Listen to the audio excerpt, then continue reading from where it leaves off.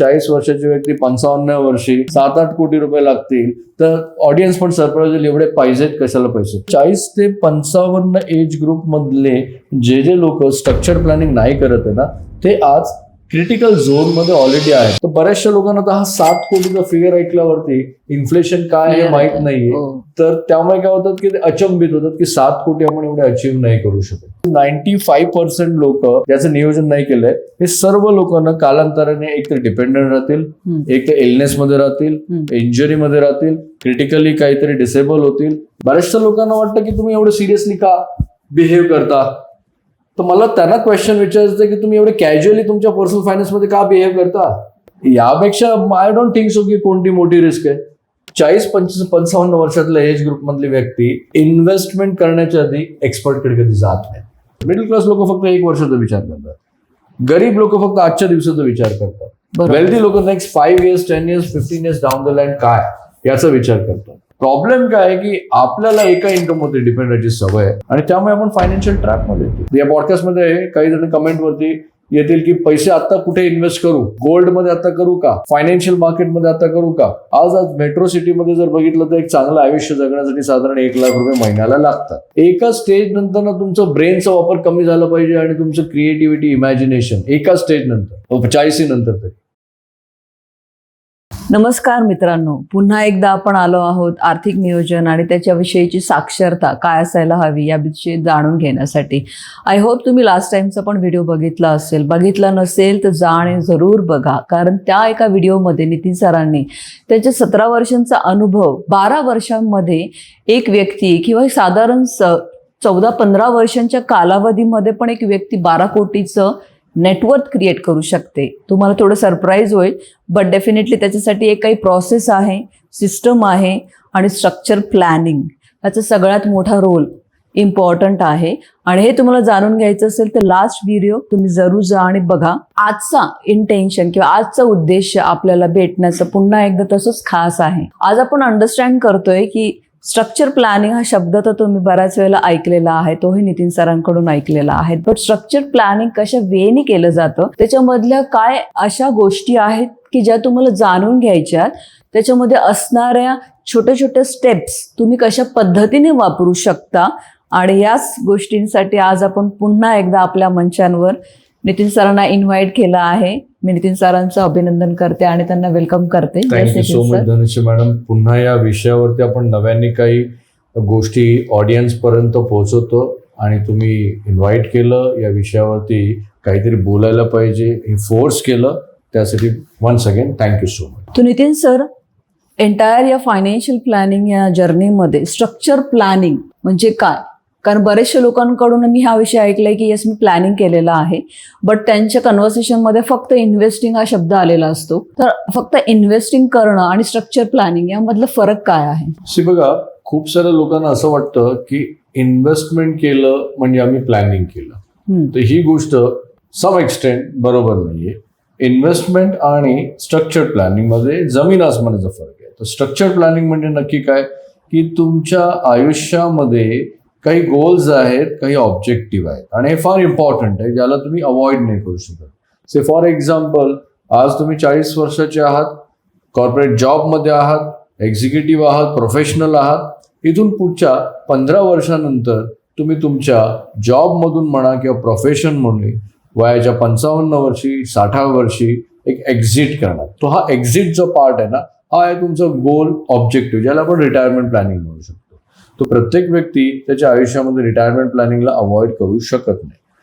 त्या व्यतिरिक्त तुमच्या मुलांचं फ्युचर सेट करणं, एज्युकेशन सेट करणं, त्यांचं मॅरेज सेट करणं, हे गोल्स आणि ऑब्जेक्टिव्ह एका सर्वसामान्य व्यक्तीच्या लाईफमध्ये, अप्पर मिडल क्लास असू दे किंवा वेल्दी असू दे, रिच लोक पण हे गोल्स सेट करतात. तर हे जे गोल्स आहेत, या ऑब्जेक्टिव्ह आहेत, या गोल्स आणि ऑब्जेक्टिव्हला कन्सिडर करून एका पेपरवरती आणणं.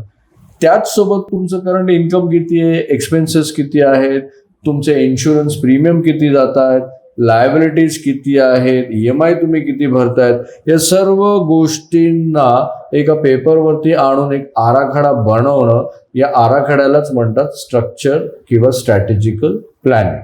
तर हे झालं स्ट्रक्चर्ड प्लॅन. आता स्ट्रक्चर्ड प्लॅन मध्ये ना काही स्ट्रॅटेजीज असतात, जसं रिस्क मॅनेजमेंट आलं, इन्शुरन्स प्लॅनिंग आलं, डायव्हर्सिफिकेशन आलं, ऍसेट अलोकेशन आलं, आणि then investment planning, tax optimisation planning.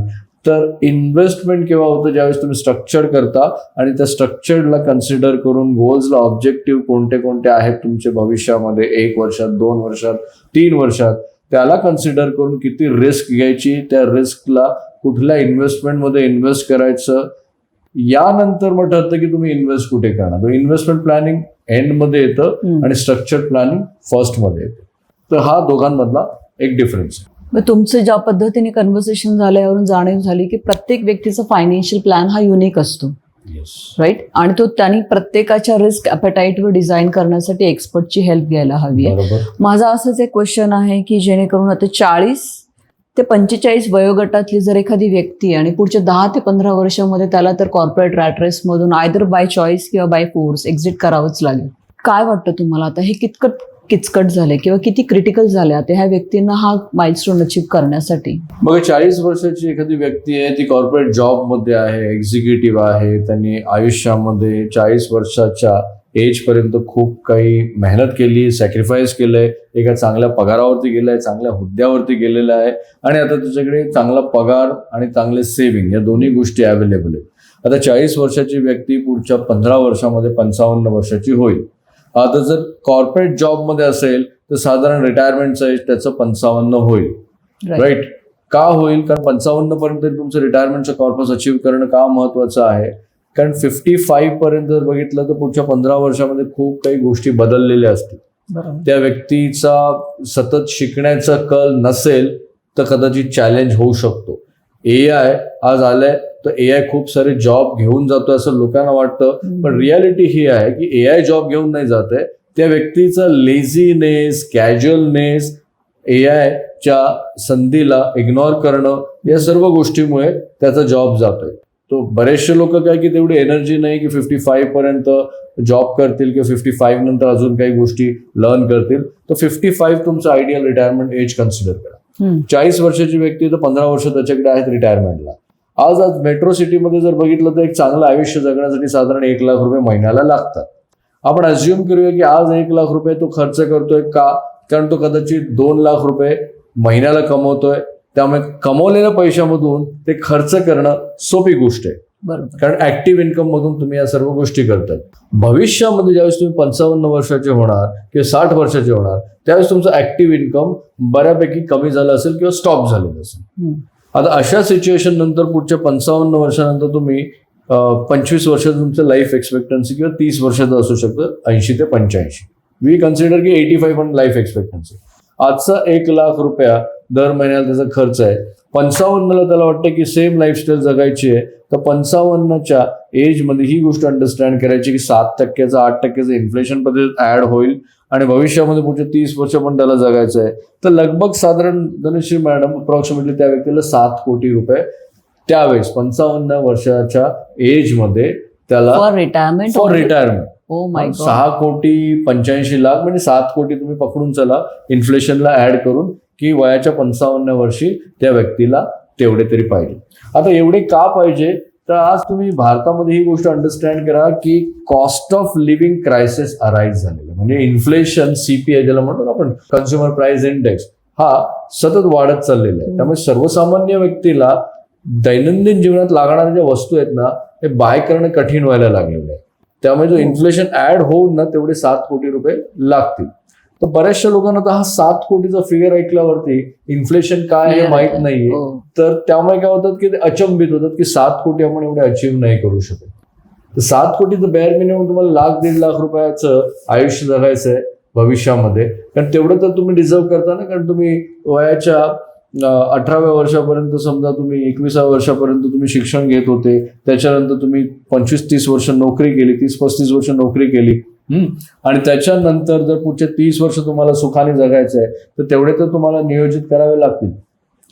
40 वर्षाच्या व्यक्तीला मी का क्रिटिकल म्हणतो? कारण बऱ्याचशा लोकांचा, यू कॅन से 99% लोकांचा जवळपास त्या एंटायर स्ट्रक्चरमध्ये कोणत्याच पद्धतीचं कॉन्ट्रीब्युशन नाही आहे, आणि त्यामुळे 99% क्रिटिकल झोनमध्ये गेलेले आहेत की आय डोंट थिंक सो की ते लोक रिटायरमेंटचा कुठला विचार करतात. एक रिसेंटली मी माझ्याच एका सेशनमध्ये ॲलेक्स होर्मोझी या गृहस्थाने एक वर्ल्ड रेकॉर्ड केलेला. हा वर्ल्ड रेकॉर्ड होता की 24 तासामध्ये त्या व्यक्तीने $100 मिलियन इन्कम जनरेट केलं. हो रिअली? 100 मिलियन म्हणजे each million is approximately 8 to 9 crore. म्हणजे 100 मिलियन म्हणजे 800 ते 900 कोटी रुपये झाले एक व्यक्ती एका दिवसामध्ये. हा म्हणून 900 कोटी त्याने एका दिवसामध्ये 24 तासामध्ये अर्न केले, कमवले, म्हणून त्याचं Guinness book of world record मध्ये नाव आहे. मुद्दा तो नाहीये की त्यांनी 900 कोटी कमवले एका दिवसामध्ये. मुद्दा हा आहे, इनफॅक्ट हा फनी पार्ट आहे. फनी पार्ट इज की आयुष्यामध्ये एक सर्वसामान्य व्यक्ती 50 वर्ष नोकरी करून पण 9 कोटीचा कॉर्पस रिटायरमेंटसाठी जमवू शकत नाही. आणि ज्यावेळेस मी तुम्हाला 40 वर्षाची व्यक्ती 55 वर्षी 7-8 कोटी रुपये लागतील, तर ऑडियन्स पण सरप्राईज होईल, एवढे पाहिजेत कशाला पैसे? एवढे पाहिजेत कारण कॉस्ट ऑफ लिव्हिंग फार हाय झालेली आहे, तुम्हाला जगणं मुश्किल होईल. कॉस्ट ऑफ लिव्हिंग क्रायसिस म्हणजे इनफॅक्ट त्याच्यामध्येच दिलेलं आहे की तुम्हाला जगणं पुढे कालांतराने मुश्किल होईल ज्यावेळेस तुमच्याकडे ऍसेट्स नसतील आणि इन्कम नसेल तर. आणि या क्रायसिसमध्ये कोण लोक मरणार? ज्याच्याकडे सफिशियंट ऍसेट्स नाहीये ती व्यक्ती जाणार आहे. आणि बऱ्याचशा लोकांकडे सफिशियंट ऍसेट्स नाही आहेत कारण त्यांच्या उत्पन्नातून ते रेग्युलर इन्व्हेस्टमेंट नाही करत आहेत. आणि म्हणून तुम्ही म्हणतो ना 40 ते 55 एज ग्रुप मधले जे लोक स्ट्रक्चर प्लॅनिंग नाही करत आहे ना, ते आज क्रिटिकल झोन मध्ये ऑलरेडी आहेत. म्हणून त्याला क्रिटिकल प्लॅनिंग आम्ही म्हणतो. That's why we use critical. तुम्ही जो वयोगट बद्दल काही बऱ्याचशी इन्फॉर्मेशन दिली आणि 7 ते 8 कोटी नक्कीच पहिल्यांदाच ऐकल्यानंतर तर ते जास्तच वाटतात. बट ज्यावेळेला फायनान्शियल प्लॅनिंग करताना आम्ही फायनान्शियल ॲसेट्स बघतो, त्यांचं घर बघतो, तर 1.5 आणि 2 कोटीच्या घरामध्ये बेसिक त्यांचं राहणीमान चालू आहे. बट त्याच लोकांना 7-8 कोटी म्हणजे जास्त वाटतात. आणि तुम्ही जे उदाहरण दिलं तर डेफिनेटली ते उदाहरण तर खूपच माइंड ब्लोईंग होतं. बट 7-8 कोटी तरी 40 वर्षाची सर्व्हिस मध्ये 1.5 लाख रुपयाचं तुम्हाला आयुष्य जगायचंय आणि इथून 15 वर्षांनी रिटायर होणार आणि 25-30 वर्ष जगायचंय. 5 ते 7 कोटी तर कमी. 7 कोटी फक्त नीड आहे. It's not like kind of की खूप सफिशियंट आणि खूप इनफ क्रिएट केलेले असं नाही. हा म्हणजे तुम्ही चांगलं आयुष्य जगू शकता. आज जसं जगताय फक्त ऍक्टिव्हली जगताय, उद्या ते पॅसिव्हली फक्त जगताय. That's it. आणि जर तुम्ही त्याचं नियोजन नाही केलं ना, आय टेल यू 95% लोक यांनी ज्याचं नियोजन नाही केलंय, हे सर्व लोकांना कालांतराने एक तर डिपेंडंट राहतील, एक तर इलनेस मध्ये राहतील, इंजुरी मध्ये राहतील, क्रिटिकली काहीतरी डिसेबल होतील. या सर्व गोष्टी 95% लोकांच्या लाईफमध्ये घडतील. आज आम्ही बघतोय इनफॅक्ट बरेचसे आमचे क्लायंट्स आहेत, त्यांचे पेरेंट्स याच पद्धतीने आयुष्य जगतात. याच्यातूनच मला अजून एक नवीन असं क्वेश्चन क्रिएट झाला की इन्फ्लेशन, महागाई दर याविषयी, आणि again cost of living crisis किंवा cost of living is increasing. म्हणजे राहणीमान जे आहे ते बेसिक राहणीमानासाठी पण आता खूप सारे पैसे लागत आहेत, राईट? तो इन्फ्लेशन आणि कॉस्ट ऑफ लिव्हिंग या दोन्ही गोष्टींचा अंदाज न घेतल्यामुळे रिटायरमेंटवर कसा परिणाम होऊ शकतो? आणि असं वाटतंय का की लोक त्याला अंडर एस्टिमेट करतायत की दुर्लक्ष करतायत? अंडर एस्टिमेट येस डेफिनेटली करतायत, इव्हन दुर्लक्ष पण करतायत. लोकांना इन्फ्लेशन काय आहे, त्याचा इम्पॅक्ट काय आहे हे स्कूल एज्युकेशन सिस्टमने बिलकुल शिकवलेलं नाहीये. सो मनी अवेअरनेस लोकांचं फार वीक आहे. जसं देअर आर स्टेजेस, म्हणजे आपल्या एज्युकेशन सिस्टमने आणि कल्चरनी फायनान्शियल लिटरसी कंपल्सरी नाही केलं. But yes, there are some cultures where financial literacy is compulsory. तुम्ही जर्मनीमध्ये बघा, तुम्ही अमेरिकेमध्ये बघा, इव्हन तुम्ही न्यूझीलंड, अशा काही कल्चर आहेत ना, तिथे हे एज्युकेशन कंपल्सरी आहे. भारतीय लोकांना एज्युकेशन नाहीये. तो युनिव्हर्सिटी काय शिकवते आपल्याला? फक्त पैसे कसे कमवायचं. तो there are some stages like making money, ही पहिली स्टेज, पैसे कमवणं. युनिव्हर्सिटीच्या डिग्री नंतर थोड्या एक्सपिरियन्सने लोकांना पैसे कसे कमवायचं, स्ट्रॅटेजी, टॅक्टिक्स यूज करून AI मार्फत, हे आज मार्केटमध्ये खूप सारे लोक आहेत, हे शिकवतात. आफ्टर दॅट सेव्हिंग मनी हे कॅरेक्टर आहे. बरेचसे लोक चांगले पैसे कमवून पण सेव्ह नाही करू शकत कारण त्यांना इन्फ्लेशन कळत नाही, कुठे किती सेव्ह करायला पाहिजे याचं कुठल्याच पद्धतीचं स्ट्रक्चर नसतं. तिसरा जो पार्ट येतो, जो मनी स्टेज आहे, which is called multiplying money. Multiplying money म्हणजे तुम्ही सेव्ह केलेले पैसे योग्य ऍसेट क्लासमध्ये, there are some asset class, जसं तुम्ही इक्विटीमध्ये, डायरेक्ट इक्विटीमध्ये पोर्टफोलिओ बनवू शकता, तुम्ही मॅनेज म्युच्युअल फंडमध्ये पोर्टफोलिओ बनवू शकता, रिअल इस्टेटमध्ये तुम्ही पोर्टफोलिओ बनवू शकता, तुम्ही कमोडिटीमध्ये पोर्टफोलिओ बनवू शकता, किंवा इव्हन तुम्ही फिक्स्ड इन्कममध्ये पोर्टफोलिओ बनवू शकता. तर असे 5 इन्व्हेस्टमेंट टाईपमध्ये तुम्ही स्ट्रक्चर केलं एक स्ट्रक्चर्ड प्लॅनिंग मार्फत आणि वेगवेगळ्या ॲसेट क्लासमध्ये ॲज पर युअर रिक्वायरमेंट तुम्ही इन्व्हेस्ट केलं तर तुमच्याकडे एक स्ट्रक्चर क्रिएट होतं आणि त्या स्ट्रक्चरला तुम्ही रेग्युलर रिव्ह्यू केलं तर तुम्ही तुमच्या पैशाला मल्टिप्लाय करू शकता. पैशाला मल्टिप्लाय करणं ही स्किल आहे, एज्युकेशनमध्ये शिकवलेलं नाही. तर बरेचसे लोक पैशाला मल्टिप्लाय करणं म्हणजे ज्यावेळेस फायनान्शियल मार्केट इन्क्रीज होतं, स्टॉक मार्केट इन्क्रीज होतं, ते आपल्या कष्टांनी कमवलेला पैसा फिक्स्ड इन्कम मधून स्टॉक मार्केटमध्ये इन्व्हेस्ट करायचा, म्युच्युअल फंडमध्ये इन्व्हेस्ट करायचा, याला मल्टिप्लाइंग म्हणतात. तो मल्टिप्लाइंग याला नाही म्हणत. तुम्हाला योग्य डायव्हर्सिफिकेशन करून सातत्याने दरवर्षीनं मल्टिप्लाय करता आलं पाहिजे. तो ही थर्ड स्टेज आहे. फोर्थ स्टेज आहे की protecting and preserving money. That means जे काही तुम्ही मल्टिप्लाय करताना त्याला प्रोटेक्ट पण करणं गरजेचं आहे. कारण वेल्थ क्रिएट करायला, मल्टिप्लाय करायला तुम्हाला 15 ते 20 वर्ष लागतील इथून पुढे. बट जर तुमची वेल्थ प्रॉपर प्रोटेक्ट नसेल, प्रॉपर इन्शुरन्स कव्हरेज नसतील, सफिशियंट कव्हरेज नसेल, आज तुम्ही मेट्रो सिटीमध्ये बघा ऍक्सिडेंट होत आहेत, इलनेसेस येत आहेत, क्रिटिकल इलनेसेस येत आहेत, या सर्व गोष्टींपैकी एखाद दुसरी गोष्ट आली तर कदाचित तुम्ही जे मल्टिप्लाय करायला जाताय ना ते डिस्ट्रॉय होणार. आणि खूप साऱ्या लोकांचं होतच. एक सर्वसामान्य व्यक्ती वेल्थ क्रिएट नाही करत कारण यांना या मनी स्टेजेस माहित नाही. बरोबर. प्रोटेक्टिंग अँड प्रिझर्विंग मनी फार इम्पॉर्टंट आहे. बरेचसे लोक मल्टिप्लाय करण्यामध्ये माहीर होतात, त्यांच्याकडे ऍसेट्स असतात. आता आमच्याकडे नंबर ऑफ केस स्टडीज येतात की ज्याच्याकडे 10 कोटी आहे, 15 कोटी, 50 कोटी, 100 कोटीचे आमच्याकडे डॉक्टर्स पण येतात. हे डॉक्टर्सकडे पण वेल्थ असते, त्यांनी मल्टिप्लाय केलेली आहे, बट प्रोटेक्ट नाही केले, प्रिझर्व नाही केली. तर प्रोटेक्टमध्ये ना एक डायव्हर्सिफिकेशन किंवा रिस्क मॅनेजमेंट पण एक पार्ट येतो, इन्शुरन्स प्लॅनिंग एक पार्ट येतो. प्रिझर्विंग मध्ये काय होतं की तुम्ही ही वेल्थ मल्टिप्लाय केली, बिल्ड केली, प्रोटेक्ट पण केली, पण त्याला प्रिझर्व नाही केली. प्रिझर्व नाही केली असेल तर अगेन मग तुम्ही प्रॉब्लेम मध्ये येणार. म्हणजे तुमच्या पश्चात जर ती प्रॉपर विल नसेल किंवा ट्रस्ट नसेल तर ती वेल्थ डिस्ट्रॉय होणार. म्हणजे इतकी मेहनत केली तुम्ही 20-25 वर्ष मल्टिप्लाय करण्यासाठी, नेक्स्ट जनरेशनला प्रिझर्व करून दिली नाही तर त्यांच्याकडून ती डिस्ट्रॉय होण्याचे चान्सेस आहेत. तर ही 4थी स्टेज आहे.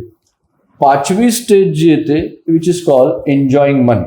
म्हणजे तुम्ही जे काय आता वेल्थ क्रिएट केलेली, खूप सारे लोक मल्टिप्लाय करतात, बरेचसे लोक प्रोटेक्ट करतात, पण बऱ्याचशा लोकांना मल्टिप्लाय केल्यानंतर पण, प्रोटेक्ट केल्यानंतर पण ते एन्जॉय करता येत नाही. ते सायन्सच माहित नाही. तर पैसे एन्जॉय करणं हा पण एक सायन्स आहे की चांगल्या पद्धतीचे तुम्हाला लाईफस्टाईल गॅजेट्स वापरणं किंवा तुम्ही चांगल्या मेंटॉर सोबत कनेक्ट होणं किंवा चांगलं फूड एक्सपिरियन्स करणं, मल्टीक्युजन फूड एक्सपिरियन्स करणं, चांगल्या वेकेशन, चांगल्या प्लेसेसमध्ये जाणं. तर या सर्व गोष्टींना खूप इम्पॉर्टन्स आहे. तो 5 स्टेजेस फार इम्पॉर्टंट आहे. तर इन्फ्लेशन माहित नाही, दॅट मीन्स 5 पैकी बऱ्याचशा स्टेजेस बेसिक आहे. बरेचसे लोक जर आता 99% पॉप्युलेशन बघितली तर फर्स्ट स्टेजमध्ये मास्टर आहेत पैसे कमवण्यामध्ये, बट रेस्ट जे 4 स्टेजेस आहेत ना त्याच्यामध्ये वर्स्ट आहे. बरोबर. त्यामुळे काय होतं की इन्फ्लेशनला ते दुर्लक्ष करतात. कॉस्ट ऑफ लिव्हिंग आल्यानंतर मग त्यांना, आज cost of living high by CPI high, API आहे, म्हणजे कन्झ्युमर प्राइस इंडेक्स हाय आहे, इन्फ्लेशन हाय, आणि वेअर एज API म्हणजे ऍसेट प्राइस इंडेक्स हाय. राईट. याचा अर्थ काय होतं की प्रॉपर्टीच्या ऍसेट्सच्या प्राइसेस इन्क्रीज झाल्या, इन्फ्लेशन पण इन्क्रीज झालंय. आता यामध्ये मरणार कोण? जो एका इन्कमवरती डिपेंड आहे, ज्यांनी स्ट्रक्चर प्लॅनिंग केलेलं नाही, एका स्किलवरती डिपेंड आहे, एका इंडस्ट्रीवरती डिपेंड आहे, त्याचं मरण अटळ आहे. बरोबर. यामध्ये वाचणार कोण? ज्याच्याकडे सफिशियंट ऍसेट्स आहेत आणि त्या ऍसेट्स मधून त्याला इन्कम जनरेट करण्याची स्किल माहिती आहे, स्ट्रक्चर प्लॅनिंग आहे, तीच व्यक्ती वाचत. रेस्ट लोक आय थिंक फायनान्शियल स्ट्रगल करणार. राईट. तर inflation he cost of living फार क्रिटिकल गोष्ट आहे. बऱ्याचशा लोकांना वाटतं की तुम्ही एवढं सिरियसली का बिहेव करता. तर मला त्यांना क्वेश्चन विचारायचं की तुम्ही एवढे कॅज्युअली तुमच्या पर्सनल फायनान्स मध्ये का बिहेव करता. राईट. मी सिरियस वाटतो तर दॅट मीन्स तुम्ही कॅज्युअल आहे. बरोबर आहे. बऱ्याच गोष्टींचा अंदाज नाही. इन्फ्लेशन किती इम्पॅक्ट करेल, जिओ पॉलिटिकल काय काय प्रॉब्लेम आहेत, तुमचं जॉब गेल्यावरती काय. मी सरप्राईज आहे की बरेचसे लोक एका इंडस्ट्रीवरती, एका जॉबवरती आणि एका बॉसवरती त्याच्या होल फॅमिलीचं फ्युचर ते लोक सिक्युअर करण्याचा प्रयत्न करतात. यापेक्षा आय डोंट थिंक सो की कोणती मोठी रिस्क आहे. सो प्रत्येकाने स्ट्रक्चर करणं फार गरजेचं आहे. ऑर्डिनरी कुठेही तुम्ही कुठलाही म्युच्युअल फंड ऍडवायझर, कुठलाही स्टॉक ब्रोकरकडे इन्व्हेस्ट करता आणि पैसे मल्टिप्लाय करायला जातात, याला मल्टिप्लिकेशन नाही म्हणत. याला स्पेक्युलेशन म्हणतात बाय द वे. तो अंडरस्टँड करा ना, investment planning and speculation both are different ना. खूप सारे लोक स्पेक्युलेट करतात त्यांचा पैसा कशावरून, की त्यांचे खूप सारे पोर्टफोलिओ येतात ना, एकाच स्टेपच्या असेट क्लासमध्ये त्यांनी पैसा डंप केलेला असतो. तो madam inflation, cost of living भविष्यामध्ये खूप लोकांना त्रास देईल.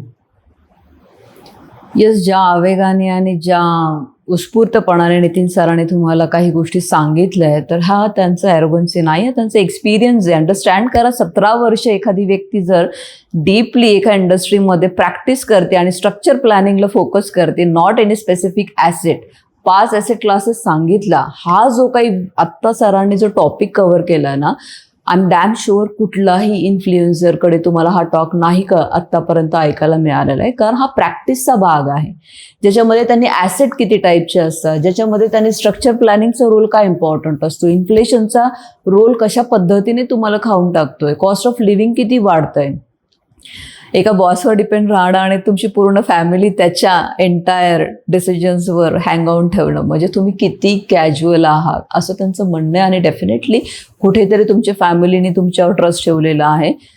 सो इथे तुमचं एज्युकेशन, डिग्री, प्रोफाईल काहीच मॅटर नाही करणार, इथे तुमचं फायनान्शियल लिटरसी मॅटर करेल. तर नक्कीच तुम्हाला अशाच पद्धतीने असं असे की आमचे प्रोग्राम्स होतील आणि आमचा उद्देश असेल की तुमचं फायनान्शियल लिटरसी वाढवणं, जेणेकरून खरंच एक्सपर्ट आहे की तो फक्त तुम्हाला काही अनस्ट्रक्चर्ड गोष्टी सांगतोय, ज्यामुळे तुमचं फायनान्शियल लाईफ टॉस नाही झालं पाहिजे. नेक्स्ट क्वेश्चनवर मी येते. तर सर्वसामान्यपणे 3 अशा कुठल्या मुख्य आर्थिक चुका जनरेशन एक्स म्हणजे 40 ते 45 मधल्या एजमधली व्यक्ती करते? सो जनरेशन एक्स म्हणजे जवळपास ती 40 ते 55 वयोगटातली corporate executive, professional, doctors, engineers, चांगले पैसे कमवणारे, मेकिंग मनीमध्ये स्ट्रॉंग असणारी व्यक्ती. मिस्टेक नंबर 1, इन्व्हेस्टिंगच्या दिनं त्यांच्या लाईफमध्ये कुठल्याच टाईपचे गोल्स आणि ऑब्जेक्टिव्ह कन्फर्म नसतात, क्लॅरिटी नसते. राईट. ज्यावेळेस तुम्हाला इन्व्हेस्ट करता त्यावेळेस तुमचे गोल्स आणि ऑब्जेक्टिव्ह क्लिअर नसतात ना, तर त्या प्रत्येक वेळेनं तुम्ही रँडम इन्व्हेस्टमेंटमध्ये अडकलेले असता. रँडम इन्व्हेस्टमेंट म्हणजे ज्या वेळेस जे ट्रेंड चालू आहेत, तर तुम्ही बघितलं 2020 आणि 2024 या 4 वर्षामध्ये फायनान्शियल मार्केटमध्ये प्रत्येक व्यक्तीने इन्व्हेस्ट केले पैसे. बट त्यांनी या गोष्टीचा विचार नाही केला की 2020, 2024 मध्ये त्यांच्याकडे स्ट्रक्चर्ड आहे की नाही, गोल्स ऑब्जेक्टिव्ह आहेत की नाही. गोल्स ऑब्जेक्टिव्ह का असायला पाहिजे? कारण तुमच्याकडे ही गोष्ट अंडरस्टँड करायची की पुढच्या 10 वर्षात, 15 वर्षामध्ये तुमची मुलं मोठी होणार आहेत. हायर एज्युकेशनसाठी ते लोक एक तर इंडियामध्ये राहतील किंवा इंडियाच्या बाहेर जातील. आज 20 लाख रुपये, 25 लाख रुपये इंडियामध्ये हायर एज्युकेशनला लागतात. डिपेंड करतं म्हणजे तुम्ही काय एज्युकेशन प्रोव्हाइड करता. डेफिनेटली स्कॉलरशिपवरती पण होतं, पण आपण आता काय फायनान्शियल फ्री होण्याची गोष्ट करतोय. भविष्यामध्ये जर तुमची मुलं इथून पुढे बाहेर शिकण्यासाठी जाणार, तो आणि ट्रेंड पण चाललाय, तर 2-3 घरामध्ये एक मूल जातं बाहेर. ठीक आहे, तर तो बाहेर शिकायला गेल्यावरती तुमच्याकडे तेवढे सफिशियंट पैसे आहेत का? आता आमच्याकडे अशा केस स्टडीज आहेत की पेरेंट्स लोकांनी त्यांचा रिटायरमेंटचा पूर्ण पैसा, पीएफचा पैसा 1.5 ते 2 कोटी रुपये आलेले ना, 2 मुलांच्या एज्युकेशनला संपून टाकलेले. आणि आता त्यांचं थिंकिंग असं आहे की आम्ही इन्फ्लेशन याला आमच्या पेन्शननीच बीट करू. तर पेन्शन जे आहे तुम्हाला पुढच्या 1-2 वर्षामध्ये सफिशियंट आहे, बट 60व्या वर्षी तुम्ही रिटायर झाल्यानंतर गॅरंटेड पुढच्या 8 ते 9 वर्षामध्ये तुमचं पेन्शन पण आता तुम्हाला सफिशियंट नाही होणार. नाही होत. तुमच्याकडे ऍसेट्स आहेत ना, त्या वयाच्या 70 वर्षापर्यंत मॅक्स टू मॅक्स संपून जातील. त्यानंतर 15 वर्ष तुम्ही कसं काय जाणार, हा क्वेश्चन पार्ट आहे. तर मिस्टेक नंबर 1 की गोल्स आणि ऑब्जेक्टिव्ह त्यांचे नसतात. मिस्टेक नंबर 2, ते बिफोर इन्व्हेस्टिंग ना कोणत्याच पद्धतीचं डायव्हर्सिफिकेशन नाही करत. Yes, very meaningful. आता डायव्हर्सिफिकेशन का नाही करत? कारण त्यांना विषयामध्ये काही इंटरेस्ट नसतो, स्कूल एज्युकेशन सिस्टम मध्ये काही शिकवलेलं नसतं. आणि जे काही इन्शुरन्स किंवा इन्व्हेस्टमेंट ऍडवायझर असतात ते त्यांना जास्तीचे रिटर्न्स मिळतील ना या आशेने ना एकाच ऍसेट क्लासमध्ये त्यांचे पैसे जास्त इन्व्हेस्ट करायला लावतात. थोड्या वेळासाठी ज्यावेळेस ट्रेंड असतो त्यावेळेस त्यांना बेनिफिट मिळतात, पण ज्यावेळेस ट्रेंड जातो, जसं 2024 आणि आता 2025 एंडिंग मध्ये होता, पण बऱ्याचशा लोकांचे पैसे स्टक आहेत, बऱ्याचशा लोकांची कॅपिटल लूज झालेली आहे. आता ती कॅपिटल रिकव्हर करायला त्यांना अजून किती वेळ लागेल हे माहीत नाही. तो डायव्हर्सिफिकेशन करता याचा अर्थ काय होतो जे मेजॉरिटी लोक करत नाहीत की डायव्हर्सिफिकेशन मध्ये तुमच्याकडे 5 बास्केट आहेत, प्रत्येक बास्केटमध्ये तुम्ही का पैसे इन्व्हेस्ट केलेले आहेत हे तुम्हाला क्लिअर आहे. फिक्स्ड इन्कम मध्ये का ठेवले, कॅश बेस्ड इन्व्हेस्टमेंट का ठेवलेले आहेत, फायनान्शियल मार्केटमध्ये म्युच्युअल फंड मध्ये का केलेले आहेत. ऑब्जेक्टिव्ह क्लिअर असेल, गोल्स क्लिअर असतील तर तुम्ही डायव्हर्सिफिकेशन करणार. ज्याचे गोल्स ऑब्जेक्टिव्ह क्लिअरच नाही ना, तो एकाच टाईपच्या ऍसेट क्लासमध्ये इन्व्हेस्ट करणार. काही डॉक्टर्स आमच्याकडे येतात तर डॉक्टर्स बघतात की त्यांना कॅशचा इन्कम येतो, भरपूर पैसे त्यांच्याकडे येतात, लाखो करोडो रुपये येतात, पण त्यांचा डायव्हर्सिफिकेशन हा विषयच नसतो. टेक्निकल इन्क्लाइन असतात आणि त्यामुळे त्यांचे पैसे सगळे कुठे असतात, रिअल इस्टेटमध्ये असतात, लँडमध्ये असतात. लिक्विडिटी नसते, हेज ऍसेट क्लासमध्ये पैसे नसतात. इट्स कॉल्ड फुलिशनेस ना. 2 प्रकारचे लोक आहेत, एक फायनान्शियल स्टुपिड, एक फायनान्शियल वाईज. फायनान्शियल स्टुपिड लोक काय करतात, ट्रेंड बघतात आणि पैसे त्यांचे इन्व्हेस्ट करतात. फायनान्शियल वाईज लोक डायव्हर्सिफिकेशन करतात. तो सेकंड मिस्टेक आहे की डायव्हर्सिफिकेशन प्रॉपर नाही.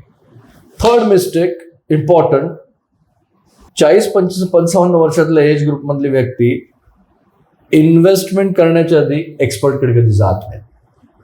त्यांच्याकडे एक्सपर्ट नसतो, त्यांच्याकडे स्ट्रक्चर्ड नाही, दॅट मीन्स त्यांच्याकडे एक्सपर्ट नाहीये. बरोबर, सिम्पल गोष्ट आहे. ज्या व्यक्तीकडे रिटर्न स्ट्रक्चर्ड नाहीये, 50-60 पेजचा त्याचा रिटर्न स्ट्रक्चर्ड त्याच्या फायनान्शियल लाईफचा आढावा देतो,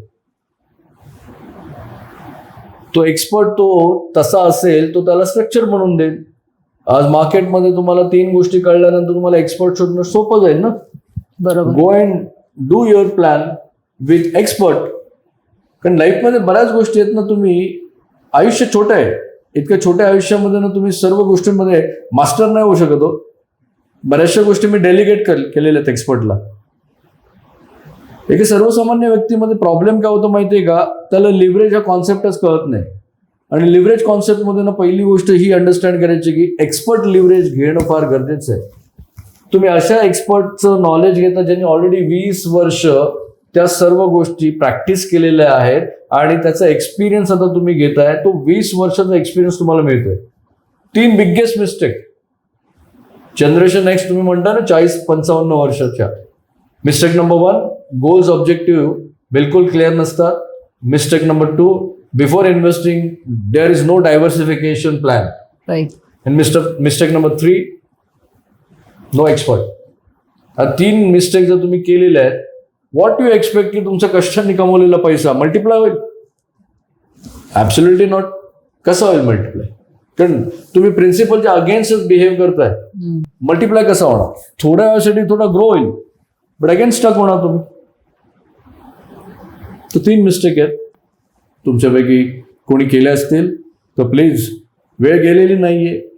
आज तुम्ही 40, 45, 50, 55, 60 कुठल्याही वयोगटातले असाल, वेळ अजून गेलेली नाही. अवॉइड करा मिस्टेक. चॅलेंज काय झालंय की आता सर्वसामान्य लोक आधीचं जे इन्कम होतं आणि आता जे इन्कम आहे यामध्ये खूप तफावत झाली. Making money is going good. प्रोफेशनलची जे तुम्ही उदाहरणं दिली, पैसे फार चांगलं कमवत आहेत, राईट. 3M मधला एक जो M आहे मेकिंग मनी, हा आज बऱ्यापैकी मी जेवढे काही क्लायंट्स आहेत त्यांना बघते तर पैसे चांगलं कमवत आहेत.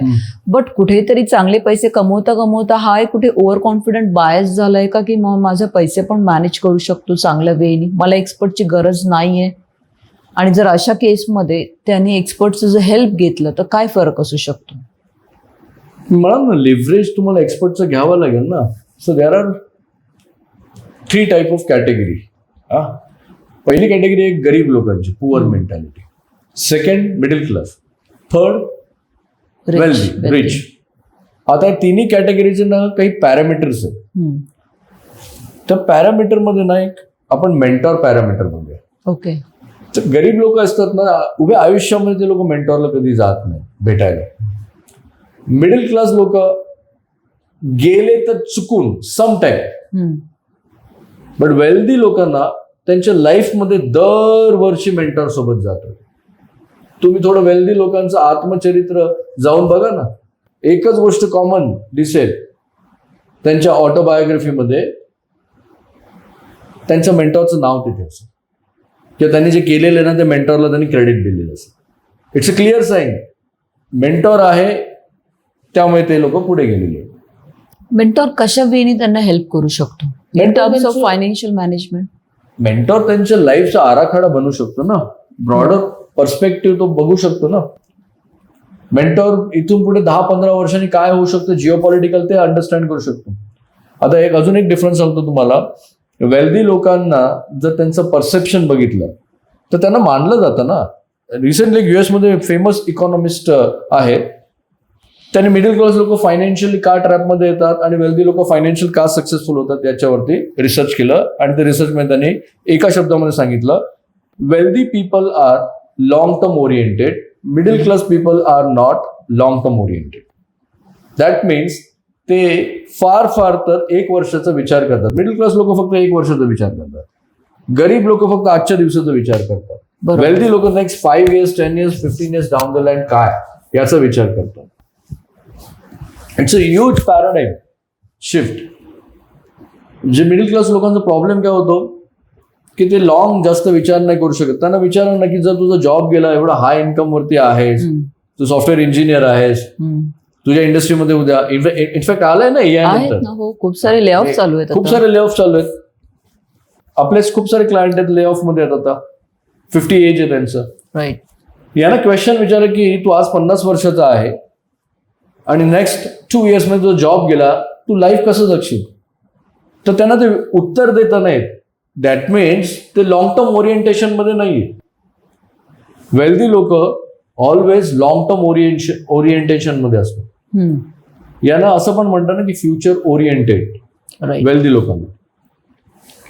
मिडल क्लास लोक प्रेझेंट ओरिएंटेड. यांना फक्त प्रेझेंटमध्येच आहे काळजी. आज स्टॉक मार्केट पडलंय, उद्या वरती गेल्यावरती मी व्यवस्थित होईल. प्रेझेंट ओरिएंटेड त्यांना म्हटलं. अँड पुअर माइंडसेटचे लोक काय असतात, ते फ्युचर फरकच ओरिएंटेड पडत पण नाही, प्रेझेंट ओरिएंटेड पण नाही, दे आर पास्ट ओरिएंटेड. पाठीमागे काय घडलेलं ना त्याच्यावरतीच त्यांचं आयुष्य चाललेलं असतं. तो डिफरन्स आहे ना. आता फ्युचर ओरिएंटेड जर बनायचं असेल तर तुम्हाला मेंटर सोबत जावं लागेल ना. मेंटर तुम्हाला ब्रॉडर पर्स्पेक्टिव्ह पिक्चर दाखवेल.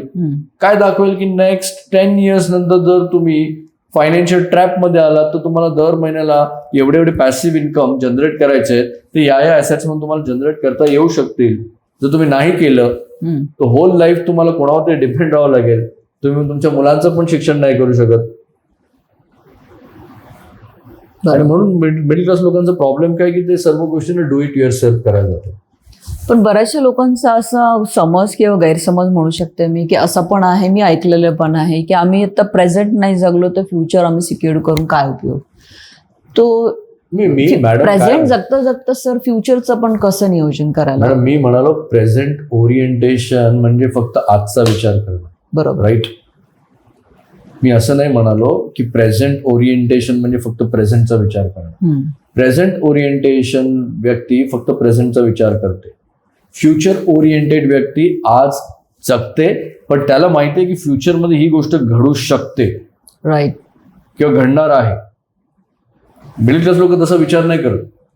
ते फक्त प्रेझेंट. फ्युचरमध्ये त्यांना यू आस्क ना क्वेश्चन टू मेनी पीपल की नेक्स्ट 5 years मध्ये तुझं नेटवर्क किती असेल. How can I say? Right. Right. Where जर तुमचं नेटवर्क तुमच्या 5 वर्षामध्ये तुम्हाला सांगता येत नाहीये देन ऍटलिस्ट तुम्ही खूप मोठ्या रिस्कवरती ऑलरेडी बसलेले आहे. Even they never calculate their network. त्यांनी कधीच लाईफमध्ये त्यांचं नेटवर्क नेटवर्क काय ते माहित नसतं. To be frankly they are chasing their return. तिचे जॅगवर फास्टेस्ट स्पीडमध्ये धावतो आणि स्पीड काउंट केलं जातं त्याचा. पण जॅगवर जेव्हा धावतो तर जॅगवरला त्याच्या स्पीडवरती लक्ष नसतं. जॅगवरचं लक्ष असतं की त्याला टार्गेट काय करायचंय, कारण त्याला भूक लागलेली आहे आणि ह्याला टार्गेट नाही केलं तर पुढचे 4-5 दिवस त्याला जेवायला नाही मिळणार आहे. राईट. गोल ऑब्जेक्टिव्ह तुमचं टार्गेट आहे. त्याला माहिती आहे 4-5 दिवस त्याला जेवायला नाही मिळणार आहे. तो इन्स्पायर आहे त्या टार्गेटला पकडायला. वेअर इज बफेलो, ज्याला टार्गेट करणं बफेलो, तिला all the time food available आहे, सगळीकडे गवत आहे, ग्रास आहे, तिला कॉन्फिडन्स आहे की मला जेवायला मिळणार आहे, त्यामुळे तिला डिफेंड नाही करू शकत आणि ती खाता खाताच तिच्यावरती अटॅक करतो. हा प्रॉब्लेम आहे सर्वसामान्य व्यक्ती लोकांचा. प्रॉब्लेम काय होतो माहिती आहे की ते बफेलो सारखे जगतात. त्यांना माहिती आहे की दर महिन्याला त्यांना सॅलरी मिळणार आहे. चांगली गोष्ट आहे सॅलरी मिळवणं, पैसे कमवणं, असायला पाहिजे. बट इट डझंट मीन ना तुमची सॅलरी गेल्यानंतर भविष्यामध्ये काय आहे, तुमची फॅमिली तुमच्यावर डिपेंड आहे. डिपेंड करायची ताकद ह्युमन्सला दिलेली आहे ना. लोक प्रॉब्लेम काय होतो की इंडियामध्ये ना लोक फायनान्शियली फार कॅज्युअल आहेत. बऱ्याचशा लोकांना मी बघितलेलं त्यांना त्यांच्या फायनान्शियल फ्युचर विषयी बिलकुल चिंता नाही. They avoids the topic. Absolutely. आपल्या कल्चरने तसं केलेलं. आपल्या कल्चरमध्ये नाही आहे एज्युकेशन. युनिव्हर्सिटीमध्ये टॉपिक आहे diversification, no, risk management, nothing, financial planning, not at all. आणि येणार पण नाही. का नाही येणार म्हणजे का एज्युकेशन सिस्टम म्हणजे आज जर 1-1 कोटी शिक्षणाला पॅरेंट्सने दिलेले आहेत आणि मी अशा खूप साऱ्या क्लायंटला भेटलेले आहे की ज्यांनी त्यांचं रिटायरमेंटचं पण फंड दिलेलं आहे मुलांना. मुलं बाहेर गेलेली आहेत, शिक्षणाला गेलेत. आज त्यांच्याकडे काही जणांकडे जॉब आहेत, काही जणांकडे जॉबही नाही आहेत, पेन्शनमधले पण पैसे त्यांना द्यावे लागत आहेत.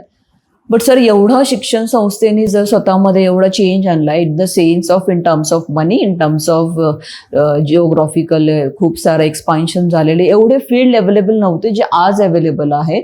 बट स्टील लोक फायनान्शियली का आज ब्रोक आहेत. फायनान्स हा टॉपिक एज्युकेशन सिस्टम का नाही कव्हर करणार. का नाही कव्हर करत माहिती का. एज्युकेशन सिस्टमची इच्छाच आहे की जास्तीत जास्त मेजॉरिटी पॉप्युलेशन त्यांच्यावरती डिपेंड राहावे. It's a scam. फर्स्ट हे अंडरस्टँड. आणि का डिपेंड राहावी, कारण त्यांना कंट्रोल करायचं आहे.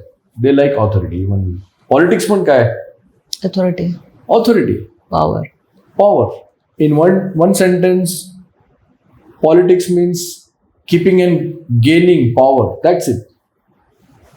राईट.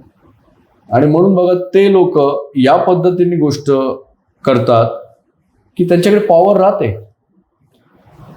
फायनान्शियल लिटरसी तुम्हाला एज्युकेशनमध्ये नाही मिळणार आहे. तुम्हाला अंडरस्टँड करायचं की इट्स युअर रिस्पॉन्सिबिलिटी आणि तुम्ही टेक केअर करायचं फॅमिलीचं. इन्फ्लेशन वाढतोय त्यावेळेस गव्हर्नमेंट काय करते. आय टेल यू, गव्हर्नमेंटला ना ॲडिक्शन आहे पैसे स्पेंड करण्याचं. Government addicted, even politician addicted to spend money. Economy कशी चालते की ज्यावेळेस इन्फ्लेशन वाढतं गव्हर्नमेंट प्रिंट न्यू मनी. ज्या ज्या वेळी गव्हर्नमेंट नवीन पैसे जनरेट करते त्यावेळी CPI वाढतो, API वाढतो. And this guys are master. Right. नवीन पैसे जनरेट करून त्यांना माहिती आहे कॉन्ट्रॅक्ट करून कसं लिगलायझेशन करणं. ते मास्टर आहे.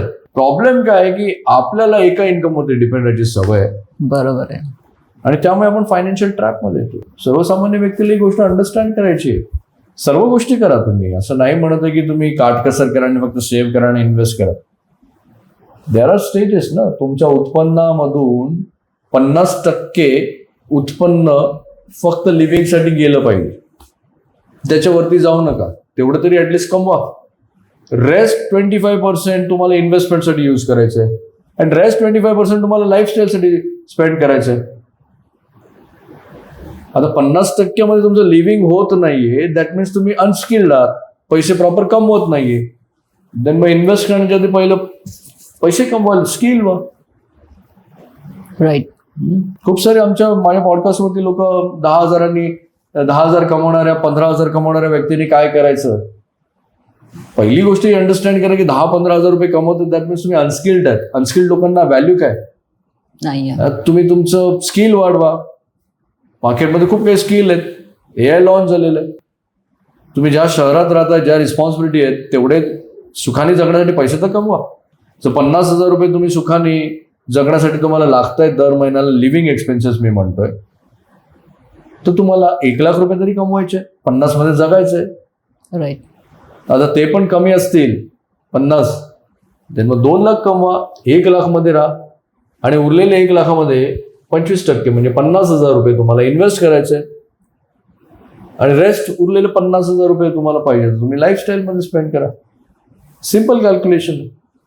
बट मेजॉरिटी लोक ते फॉलो नाही करत आणि म्हणून फायनान्शियल स्ट्रगल करतात. मेजॉरिटी लोक काय करतात, 2,00,000 पगार असेल, 1.5-2 लाख रुपये EMI मध्ये जातात घराच्या आणि कारच्या. उरलेले 25-30,000 रुपयामध्ये ते काटकसर करायला जातात. राईट. आणि फायर फायटिंग मध्ये येतात. ते financial literacy school education system नाही देणार आहे तुम्हाला घ्यायचे. आणि मिडल क्लास लोकांचा प्रॉब्लेम काय माहितीये का, त्यांचं थिंकिंग की कोणीतरी यावं आणि आपली मदत करावी. गव्हर्नमेंट आपली मदत नाही करणार, पॉलिटिशियन मदत नाही करणार. Who runs government? Politician, right? आता पॉलिटिशियन आणि बिझनेसमॅन दोघं ज्यावेळेस टेबलवरती बसतात तर दोघं एकमेकांचाच फायदा बघणार ना. बरोबर. आणि ते लोक कमर्शियल आहेत. मिडल क्लास लोकांना वाटतं की त्यांनी आपल्यासाठी करायला पाहिजे. तुम्ही तुमच्यासाठी काय केलं? सो हे अंडरस्टँड करा की कोणीतरी येईल. पॉडकास्टला निगेटिव्ह मध्ये घेणारे लोक पण आहेत. I don't bother. पॉडकास्टला तुम्ही अनलाईक करा. I don't like that kind of attitude. पण ज्या व्यक्तीला खरंच सेन्स असेल ना, ती स्ट्रक्चर प्लॅनिंग करेल आणि पुढे जाईल. हे फार महत्वाचं आहे. ज्याला निगेटिव्ह कमेंटच द्यायचे ती व्यक्ती गॅरंटेड फायनान्शियल ट्रॅपमध्ये राहते. राईट. त्याला काही कोणी वाचू शकत नाही. बरोबर. येस. विषय थोडा गंभीर होत चाललेला आहे आणि कॉन्ट्रोवर्सी पण होऊ शकते. पण डेफिनेटली कॉन्ट्रोवर्सी होण्याऐवजी ना परिणाम, कॉन्सिक्वेन्सेस पण होणारच आहेत. परिणाम जर तुम्हाला तुमच्या लाईफमध्ये चेंज करायचे असतील तर तुमच्या हातात काय आहे, तुमच्या कंट्रोलमध्ये काय आहे, त्या गोष्टी अंडरस्टँड करा. जिओ पॉलिटिकल सिस्टम कसं चालतं हे सरांनी सांगितले आत्ता. इथे डिबेट नाही आहे की पॉलिटिशियन्स कसे वागतात, गव्हर्नमेंट कसं वागतंय किंवा रिच वेल्दी लोक किंवा बिझनेसमॅन कशा पद्धतीने वागतात. इथे रोल आणि विषय चाललाय की तुमच्या परिवाराच्या नियोजनासाठी 8 कोटी ही बेसिक नीड आहे. आणि ही जर पण तुम्ही करू नाही शकत आहात तर तुम्ही खूप मोठ्या भयंकर धोक्याच्या घंटेमध्ये आहात. तर मी म्हणेल की याला पुन्हा ऐका, पुन्हा रिपीटेडली ना ओपन माइंडेड ठेवून ऐका, जेणेकरून तुम्हाला कळेल की अरे खरंच माझा लाईफमध्ये माझा रोल किती इम्पॉर्टंट आहे. Rather than education system, corporate system, cultural system आणि डिफरंट पॉलिटिकल सिस्टम यांनी मला कंट्रोल केलंय की मी त्यांना कंट्रोल करतोय. तर टॉपिक थोडं जबरदस्त चाललेलं आहे. मलाही फार इथे माझं असं हार्टबीट्स वाढतायत. कारण ज्या वेळेला नितीन सर बोलतात ना ॲग्रेसिव्हली का बोलतायत, पुन्हा एकदा सांगेल की तेवढा हार्ड कोर प्रॅक्टिस केलेली व्यक्ती बोलते ती अशी बोलते. राईट. सो नितीन सर, मला तुमच्याकडे अजून एक क्वेश्चन आहे की स्ट्रक्चरल प्लॅनिंग करताना कुठले असे मूलभूत कंपोनंट असतात किंवा घटक असतात की ज्यांचा विचार केला पाहिजे आणि जे घटक वापर करून किंवा त्या कॉम्पोनंटचा वापर करून 100% फायनान्शियली आपण आपला माइलस्टोन तरी अचीव करू शकतो? बघा, पॉडकास्ट अर्धा झालेला आहे किंवा अर्ध्यापेक्षा जास्त झालेला आहे. यामध्ये स्ट्रक्चर प्लॅनिंग करायला पाहिजे इथपर्यंत तुम्ही आलेले आहात. आता ज्या ॲडवायझरकडे जाल ना, त्या ॲडवायझरकडे जाण्याच्या आधी स्ट्रक्चर प्लॅनिंग कशा पद्धतीने होतं ना हे आपण छोट्या 5 स्टेपमध्ये अंडरस्टँड करू. त्या 5 स्टेप तुम्हाला तुमच्या ॲडवायझरला जाऊन विचारायचं. त्या 5 स्टेप तर करत नसेल ना, देन मग तो स्ट्रक्चर प्लॅनिंग तुमच्यासाठी बनवणार नाही. तो फक्त तुम्हाला प्लेन व्हॅनिला इन्व्हेस्टमेंट ॲडवाइस देत ऑल द टाइम. तो स्ट्रक्चर प्लॅनिंगमध्ये पहिली स्टेप येते की तुमचा जो कोणी ॲडवायझर प्लॅनर आहे ना त्याला तुमचा कम्प्लीट फायनान्शियल डेटा प्रोव्हाइड करायचा, ज्यामध्ये तुमचे गोल्स ऑब्जेक्टिव्ह त्याला सेट करायचे आणि तो हेल्प करेल तुम्हाला. जेन्युइन ॲडवायझर असेल तो तुमच्या इंटरेस्टमध्ये बोलेल. तो गोल्स ऑब्जेक्टिव्ह सेट करायचे, तुमचं रिटायरमेंट कधी येणार, तुमच्या मुलांच्या एज्युकेशनला मॅरेजसाठी किती पैसे लागू शकतात, त्याच्यानंतर तुम्हाला घर घ्यायचंय, गाडी घ्यायचं, वेकेशन आहे, याचं प्रॉपर गोल्सला ऑब्जेक्टिव्हला कशा पद्धतीने सेट करायचं हे फर्स्ट तुम्हाला स्टेपमध्ये करायचं आहे. इन्कम तुमचं प्रॉपर अंडरस्टँड करायचं, पोस्ट टॅक्स किती आहे ते स्ट्रक्चर करायचं, एक्सपेन्सेस किती आहेत, कुठे किती खर्च होत आहेत, हाऊस होल्ड लाईफस्टाईल यामध्ये किती जात आहेत, डिपेंडंटमध्ये किती जात आहेत, इन्शुरन्समध्ये किती जात आहेत, EMI मध्ये किती जात आहेत, हे सर्व गोष्टी पहिल्या स्टेपमध्ये, याला आपण काय म्हणतो डेटा कॅप्चरिंग मीटिंग. या मीटिंगमध्ये कम्प्लीट तुमचे पर्सनल डिटेल्स कॅप्चर होतात. 60 मिनिटामध्ये या गोष्टी प्रोसेस करता येतात. सेकंड स्टेप आहे की जो काही डेटा कॅप्चर केलेला आहे, या कॅप्चर केलेल्या डेटावरती एक्सपर्ट प्लॅन बनवतो, स्ट्रक्चर बनवतो. तो जरूर बनवून घ्या. त्यामध्ये काय गोष्ट कळते की तुम्हाला भविष्यामध्ये तुमचे गोल्स ऑब्जेक्टिव्ह जे आहेत त्याच्यासाठी किती पैसे लागणार आहेत आणि किती तुमच्याकडे आता जमवलेले आहेत, त्याचं कॉन्ट्रीब्युशन भविष्यात किती होणार आहे आणि अजून कितीची तरतूद करायची, तुम्ही कुठे उभे आहात आणि कुठे जायचंय हे त्या स्ट्रक्चरमध्ये बनतं. साधारण 40-50 पानाचा तो स्ट्रक्चर रिपोर्ट असायला पाहिजे आयडियली. कमीत कमी तेवढा तरी. जर तुम्ही 40, 50, 55 एजच्या आहात आणि चांगलं सॅलरी असेल, ॲसेट्स चांगले असतील, मल्टिपल ॲसेट्स असतील तर तो 40-50 पेजचा रिपोर्ट. त्यानंतर तो रिपोर्ट त्या एक्सपर्टकडून प्रेझेंट तुम्हाला डीपली केला पाहिजे. रिस्क मॅनेजमेंट काय आहे, तुम्हाला कुठल्या रिस्क कमी करायच्या आहेत, कुठल्या रिस्क वाढवायच्या आहेत, कुठल्या रिस्क पूर्ण कम्प्लीट ट्रान्सफर करायचे आहेत, डायव्हर्सिफिकेशन काय आहे, किती पैसे तुम्हाला कुठे इन्व्हेस्ट करायचे आहेत, काय इन्व्हेस्ट करायचे, राईट. जसं मी मगाशी सुरुवातीला एक एक्झाम्पल सांगितलं की 40 वर्षाची व्यक्ती रिटायरमेंटसाठी 55 वर्ष, लाईफ एक्सपेक्टन्सी 80, 1 लाखाचं आयुष्य जगायचं आहे, तर बेअर मिनिमम त्या व्यक्तीला 7 ते 7.5 कोटी लागतील. एक्झिस्टिंग काही त्यांनी इन्व्हेस्टमेंट केलेलं आहे, त्या इन्व्हेस्टमेंटला पण स्ट्रक्चर्ड करणं, रिबॅलन्स करणं, त्याला पण ऍड करणं, या सर्व गोष्टी करून तुम्ही रिव्ह्यू केलं आणि 7-7.5 कोटी भविष्यामध्ये अचीव्ह केले असं आपण अज्युम करू. तर ह्या प्लॅनमध्ये तो तुमचा एक्सपर्ट प्लॅनर जो कोणी आहे तो तुम्हाला एक्सप्लेन करेल. ही थर्ड स्टेप. फोर्थ स्टेप आहे की हा प्लॅन अंडरस्टँड झाल्यानंतर मग एक्झिक्युशन पार्ट येतो की तुम्हाला इन्व्हेस्टमेंट प्लॅनिंग करायचं आहे.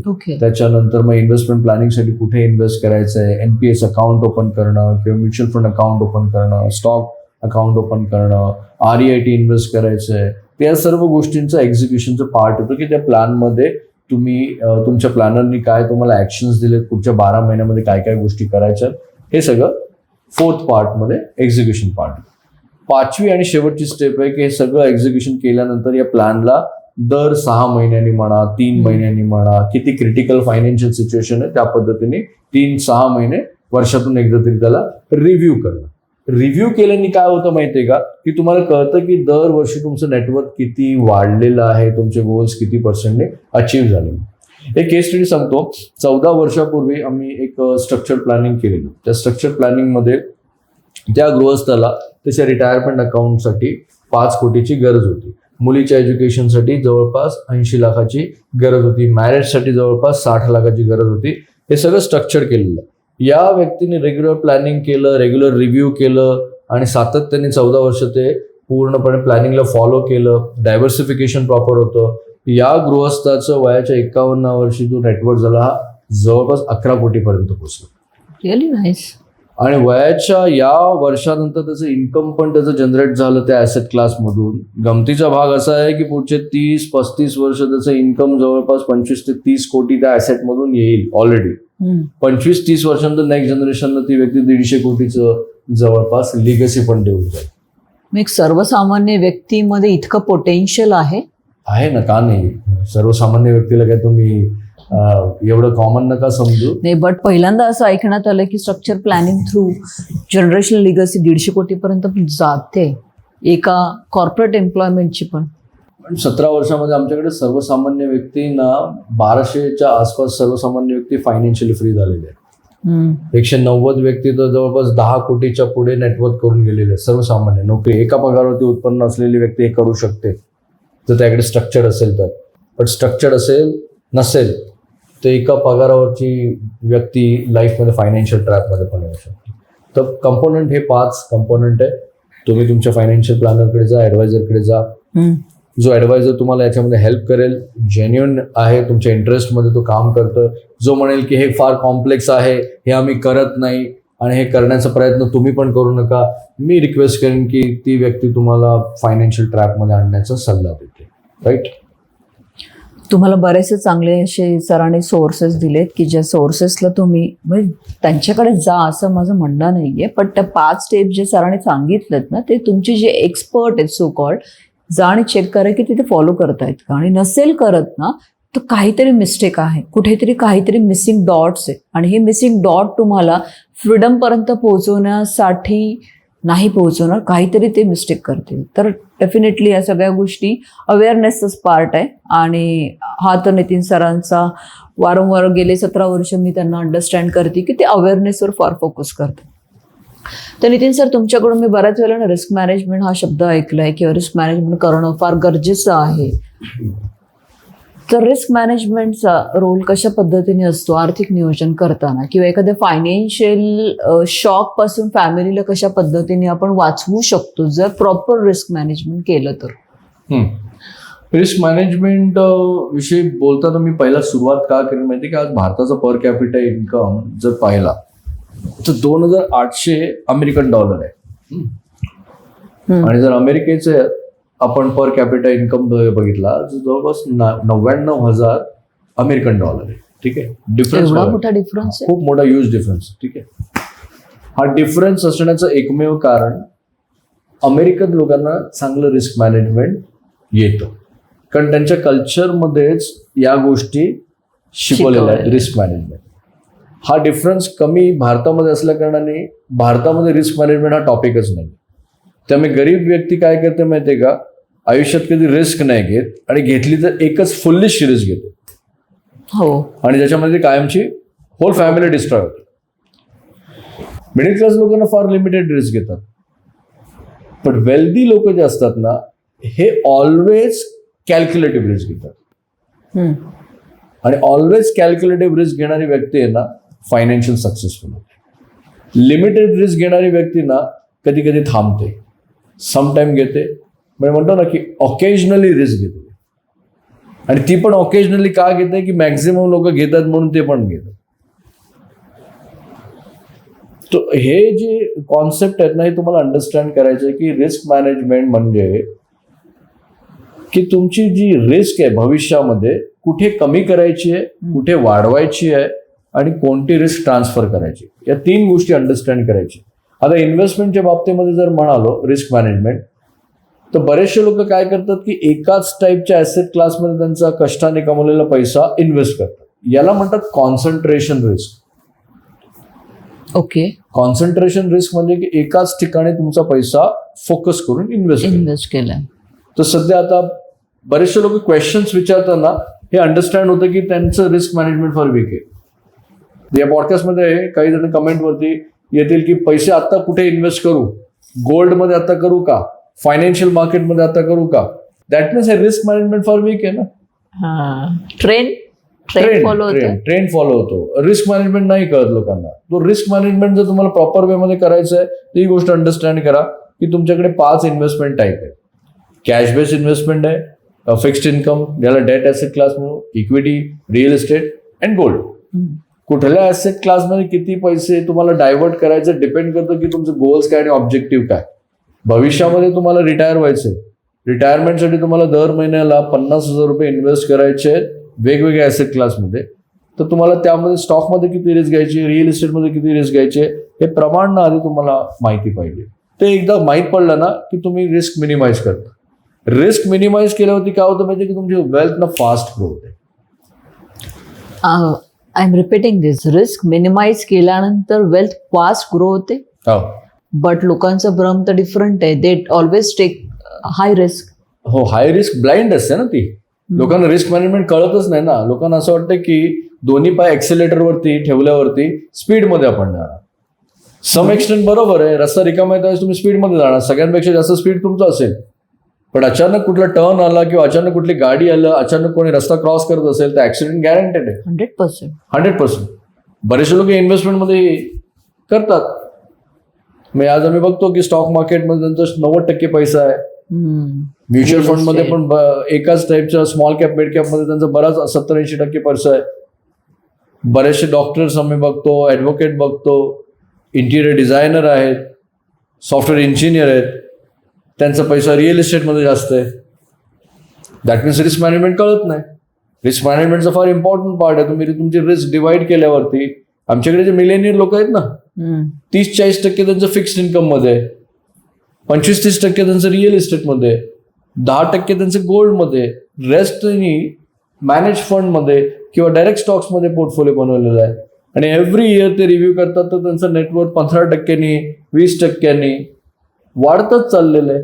तो रिस्क डिवाइड केल्यानंतर काय होतं माहितीये का, एक ऍसेट क्लास परफॉर्म नाही करत तर दुसरी ऍसेट क्लास करेल.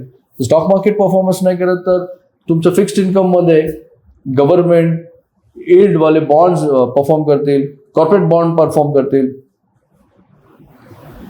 कन्सिस्टंटली तुमचं नेटवर्क जर वाढत नाहीये तर प्रॉब्लेम काय माहितीये का, तुमच्याकडे स्ट्रक्चर्ड नाहीये आणि प्रॉपर रिस्क मॅनेजमेंट प्लॅन नाही. सिम्पल. आणि म्हणून तर आपलं पर कॅपिटा इन्कम कमी. हे आपली जीडीपी कितीची आहे, 4.5 trillion GDP. Right. 4.5 trillion. Apple एक अशी एक कंपनी ज्यांचे 50-60 हजार एम्प्लॉई असतील, एकच कंपनी तेवढा रेव्हेन्यू जनरेट करते. याचा अर्थ खूप डोळे उघडण्यासारखं उदाहरण दिलेलं आहे की ॲपलच्या कंपनीचं GDP आणि भारताची GDP ही जर इक्वल असेल तर हा गॅप फारच मोठा आहे सर. म्हणजे 50-60 हजार लोक 146 कोटीची लोकसंख्या असलेल्या लोकांना बीट करतं, याचा अर्थ काय होतो? प्रोडक्टिव्ह काम नाही होते ना आपलं. इन्व्हेस्टमेंट तरी कुठे आपण हे करतो प्रॉपरली. मग सर कुठेतरी भारतीय जास्त इंटेलेक्च्युअल आहेत का? असं जस्ट माझं थॉट आहे. इंटेलेक्ट आहे. मिडल क्लास लोक भारतीय नाही, मिडल क्लास लोक इंटेलेक्ट असतात. ते ब्रेनचा यूज करतात. एज्युकेशन सिस्टीम कम्प्लिटली 100% ब्रेनवरती रिलाय होण्यासाठी फोकस करते. वेल्दी रिच लोक आहेत ना, इंट्युशन, इमॅजिनेशन, क्रिएटिव्हिटी या गोष्टीवरती जास्त फोकस करतात. आय एम नॉट सेइंग की ब्रेनचा वापर नाही करत. येस, ब्रेनचा वापर करतात, जास्त करतात. ब्रेनचा कमी करतात वेल्दी लोक. 20% ब्रेन. अँड एका स्टेज नंतर ना तुमचं ब्रेनचा वापर कमी झाला पाहिजे आणि तुमचं क्रिएटिव्हिटी, इमॅजिनेशन एका स्टेज नंतर 40 नंतर तरी. मी तर 40, 45, 50, 60, 70 वर्षाच्या गृहस्थांना ऑल द टाइम ब्रेन वरतीच डिपेंड राहताना बघितलं. इंटेलेक्ट, स्ट्रॅटेजिक मुश्किल आहे. सो या गोष्टी कुठेतरी अवॉइड करायला पाहिजे. रिस्क मॅनेजमेंटमध्ये सायकोलॉजिकल डेव्हलपमेंटचा पण काय रोल आहे का? 100% काही प्रिन्सिपल्स आहेत, ॲज वेल ॲज सायकोलॉजी आहे ना बेनिफिट. कारण हे विषय तर कुठे शिकवले नाही आहेत. स्ट्रॅटेजिकली लोक मी पण बघितलेत खूप इन्क्लाइंड आहेत. All the time they are chasing the returns and specific sectors and asset classes. But जो सायकोलॉजिकल डेव्हलपमेंट कुठेतरी हा तुम्ही जे डिस्कस करताय हा शिकवलं नाही जाते किंवा हा घरामध्ये पण शिकवलं नाही जाते. नाही शिकवलं जात आहे. बट अल्टिमेटली ना तुम्हाला तेच तर मी सांगतो की मिडल क्लास आणि वेल्दी कम्पॅरिझन का होतं माहिती आहे का? की हे लोक कन्व्हेन्शनल थिंकिंगमध्ये असतात. What is the meaning of conventional thinking? की मेजॉरिटी पॉप्युलेशन काय विचार करते त्या पद्धतीने ते विचार करतात. It's not their own thought. Okay. Surrounding त्यांनी घर लोकांना घेतलं, बघून त्यांनी स्टॉकमध्ये इन्व्हेस्ट केलं, त्यांनी गाडी घेतली, राईट. तो एक ट्रेंड आहे. मी सोशल मीडियावरती जर बघितलं तुम्ही तर मॅक्झिमम व्हिडिओ काय येतात की नवीन घराची वास्तुशांती डेफिनेटली असायला पाहिजे. It's a lifestyle thing. Then नवीन गाडी घरी आली, अनव्हील करणं त्याला. तो या अचिव्हमेंट आहेत. मी असं नाही म्हणत की या अचिव्हमेंट नाही आहेत, या डेफिनेटली अचिव्हमेंट आहेत. पण त्याच्यानंतर पण बऱ्याचशा अचिव्हमेंट अजून बाकी आहेत, त्या इग्नोर नका. त्यामुळे प्रॉब्लेम काय माहिती का, तुम्ही जास्त ब्रेनवरती डिपेंड राहताय. दॅट मीन्स ब्रेनवरती का डिपेंड राहतो? आपण युनिव्हर्सिटीमधून आलोय, कल्चरने आलेलो आहे. आपल्या कल्चरमध्ये फायनान्शियल एज्युकेशन नाही आहे. अमेरिकेच्या कल्चरमध्ये कंपल्सरी आहे, जर्मनीकडे कंपल्सरी आहे. आपल्या कल्चरमध्ये फायनान्सवरती बोलायचं नाही आहे. मी बोललो तर याच्यावरती पण लोक कमेंट करतील, राईट. तो या कल्चरमध्ये तुम्ही फायनान्शियल फ्री कसं काय होऊ शकता? सायकोलॉजिकल फॅक्ट येतोच ना. बरोबर आहे. आणि एन्व्हायरमेंट चेक करा तुम्ही. 99% लोकांसोबत राहिलं तर तुमचे विचार पण तसेच राहणार ना. तुम्ही ऑल द टाइम गायीसोबत राहिला तुम्ही गायीसारखंच बिहेव करणार. जर तुम्ही सिंहाच्या पिंजरामध्ये राहिलात तर सिंहासारखं तुम्ही बिहेव करायला लागणार over the period. Environment matter करतो. तो मिडल क्लास लोकांना ही गोष्ट अंडरस्टँड करायची आहे की अपॉर्च्युनिटी खूप आहे वेल्थ क्रिएट करायला. कारण चांगलं स्टडी आहे, चांगलं नॉलेज आहे. बस स्ट्रक्चर करा. फायनान्शियल स्ट्रक्चर पाहिजे. No one can create wealth without structure. Madam, how is it possible? How is it possible? आणि जी काय आता बघतोय आम्ही अनस्ट्रक्चर्ड लोकांनी, ज्यांचं इन्कम फार जास्त आहे ना, हे अनस्ट्रक्चर्ड नंबर्स फायनान्शियल स्टेटमेंटमध्ये दिसतात. But they are not actual rich. एखाद्याच्या फायनान्शियल स्टेटमेंटवरती त्याचं कॅरेक्टरच येतं ना. प्रगती पुस्तकावरती, मार्क्सवरती विद्यार्थ्याचं कॅरेक्टर येतं. आणि तुमच्या नेटवर्क स्टेटमेंटवरती त्या व्यक्तीचं कॅरेक्टर येतं. ती व्यक्ती ग्रीडी आहे, ॲरोगंट आहे, डू इट युअर सेल्फ वाली आहे, सेल्फिश आहे, हे सगळं येतं बाहेर. कन्झर्वेटिव्ह आहे. ग्रीडी कुठली? फक्त इतर लोक करतात म्हणून ग्रोथचा विचार करणं. तर सायकोलॉजी डेफिनेटली. ओव्हरऑल डिस्कशन फार डीप होतं. नक्कीच मी म्हणेल विषय थोडा कठीण होता.